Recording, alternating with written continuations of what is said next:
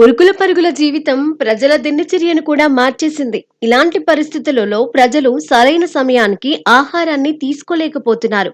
ముఖ్యంగా టీ విషయంలో అశ్రద్ధగా ఉంటున్నారు. టీని ఎప్పుడు పడితే అప్పుడు తాగుతున్నారు. మన ఇళ్లలో ఒకసారి చేసిన టీని మళ్ళీ మళ్ళీ వేడి చేసి తాగుతూ ఉంటారు. కానీ ఇది మంచి పద్ధతి కాదంటూ నిపుణులు చెబుతున్నారు. ఉదయం లేచిన నుండి పడుకునే వరకు సుమారు 3 నుండి 4 టీలు తాగనిదే మనసుకు కుదురుగా ఉండదు. టీ తాగడానికి నిర్ణీత సమయం లేదు. అందువల్ల ఇళ్లల్లో ఒకసారి టీ తయారు చేసుకొని మళ్ళీ మళ్ళీ వేడి చేసి తాగడం కనిపిస్తుంది. మీరు టీని మళ్ళీ మళ్ళీ వేడి చేసి తాగితే అది మీ ఆరోగ్యంపై ప్రభావం చూపుతుందని మీరు ఎప్పుడైనా అనుకున్నారా? టీని మళ్ళీ మళ్ళీ వేడి చేసి తాగడం వల్ల కలిగే నష్టాలు ఏమిటి? ఆరోగ్య ప్రయోజనాల కోసం టీని ఎలా తాగాలి? దీనిపై డైటీషియన్స్ ఏం చెబుతున్నారో ఒకసారి చూద్దాం. ఎక్కువ కాలం ఉడకబెట్టిన టీని తాగడం ముఖ్యంగా హానికరం. సూక్ష్మజీవులు పెరగడం ప్రారంభిస్తాయి. ఈ బ్యాక్టీరియా ఆరోగ్యాన్ని ప్రతికూలంగా ప్రభావితం చేస్తుంది. ఇది ముఖ్యంగా పాల ఆధారిత టీకి సంబంధించినది. ఇది అధిక పాల కంటెంట్ కారణంగా సూక్ష్మజీవుల పెరుగుదలకు అనువైన వాతావరణాన్ని అందిస్తుంది.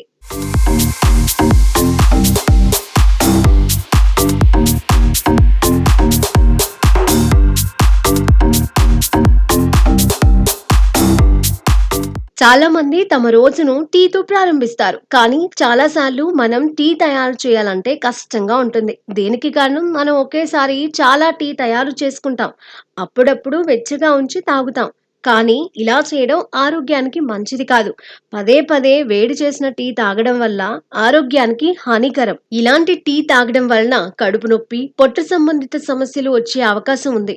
టీని సరైన సమయంలో పరిమిత మోతాదులో తీసుకోవడం వల్ల ఎలాంటి సమస్య ఉండదు. కానీ అదుపు లేకుండా తీసుకుంటే నిద్రలేమికి దారితీస్తుంది.